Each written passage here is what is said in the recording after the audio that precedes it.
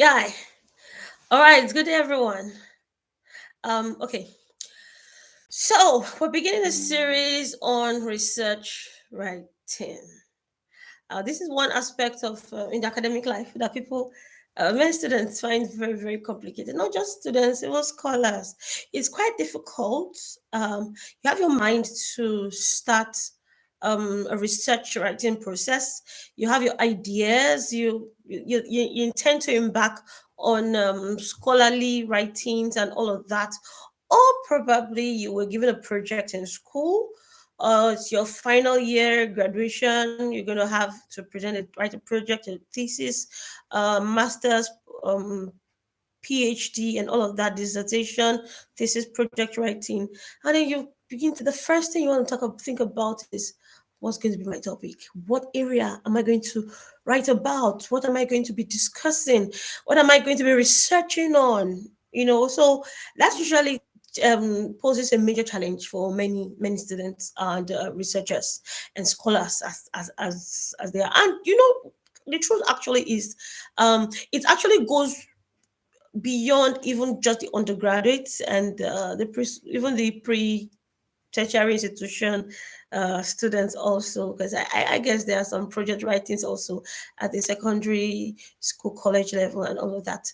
Now when you come to the level of the university, now that is where actually my focus is on. Let's start with the undergraduates, and then I could chip in a few things on postgraduate students or other researchers, scholars alike, writers, and all. You could get one or two things to learn from this. Okay, so this is going to be the first of the series of research writing. I'm starting with how do you choose a topic?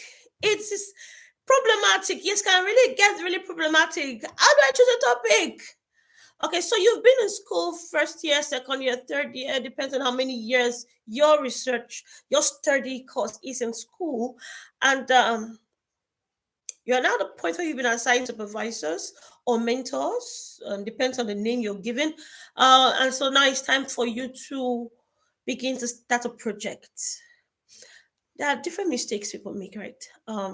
Some mistake is to go to the internet and search for some very, very complex, sounding things. You want to look for some big concepts that are very, very large and broad and wide, and you want to sound like one very big scholar. Mention one area like that, and then you want to go to uncharted waters, like you want to start something new, a new line of thought, and so you begin to put together some complicated terms, proto, blah, blah, I had a friend like that put these big words like hello, we're going to begin from the meaning, what's the meaning of all of this, and then okay, so it has to be easy to understand, because you're going to be imagining that, especially when you go for data gathering, that people need to understand what's actually the basics of what you're talking about.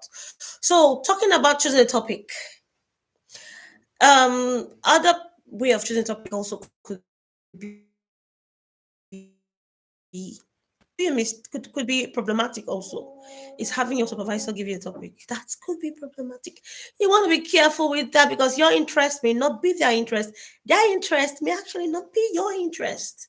So usually I tell my students, let's start from your area of interest. What do you love to talk about? What is the thing in the society that pulls your fancy? Yeah, whatever that means. What is the thing in the environment that trips you? Okay, that's another Gen Z word, right? Is it Gen Z or pre Z? Okay. So what is that? Those are those themes that pull attention in society, especially as it relates, because it has, when a time comes when you begin to lose interest, lose steam. Those are the, yes, you want to pick a core area of interest. Another point is this: you've been thinking through, you have many areas of interest. I didn't tell my students, can you reflect back to 100 level? Let's go to 200, go to 300. What are the courses that you studied during the course of time that you found very interesting. Oh, that particular, maybe it's your favorite topic, favorite course, and you found it really, really, really, really very interesting. I tell them, go back to them and let's begin to look at areas in those places that have problems in society that you may want to expand on, create knowledge from. And okay, so that's another. You want to go through your courses. Previous courses, like if it's in public administration, I want to say, okay, look at courses in development administration, subjects there. Let's look at courses in local government administration. Okay, let's look at civil service in different areas. Let's look at management theories. So, what are those topics course in your course of study that really did interest you? So, you meant to go back there and check through and then see how that relates with current day society or how it operates around you. So, one, the first one is pick an area of interest, something that interests you. That too could be going through, reflecting through previous subjects you learned in class, and then other things. If you're flipping through if you're flipping through the internet, ensure that the topics you're looking at are topics that are researchable, where at least you will get some material to work with. Sometimes people want to go into uncharted waters, take some areas of studies, area of concern that have not yet been touched, as it were. Now, the challenge with that is that you may not really get materials when it comes to having your literature review. You may not really have materials to work with or data. So you may want to go through more intense means of gathering data, questionnaire, interviews,